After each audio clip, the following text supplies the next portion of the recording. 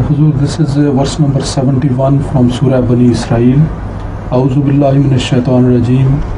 وَلَقَدْ كَرَّمْنَا بَنِي آدَمَ وَحَمَلْنَاهُمْ فِي الْبَرِّ وَالْبَحْرِ وَرَزَقْنَاهُمْ مِنَ الطَّيِّبَاتِ وَفَضَّلْنَاهُمْ عَلَى كَثِيرٍ مِّمَّنْ خَلَقْنَا تَفْصِيلًا.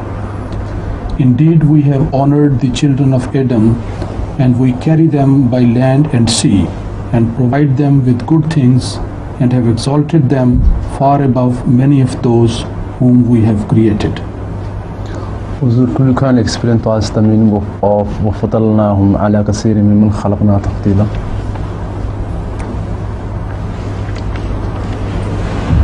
What is obscure about it? The question is raised with reference to this verse of the Holy Quran, which clearly speaks of a sort of excellence which was granted to the children of Adam over the rest of the creations of God. Now we don't know how many different creations He had made by then.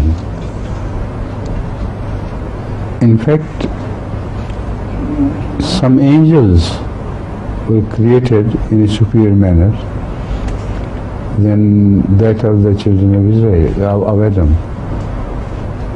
For instance, Angel Jibreel and many other angelic forms were in many ways far more excellent than most of the children of Adam.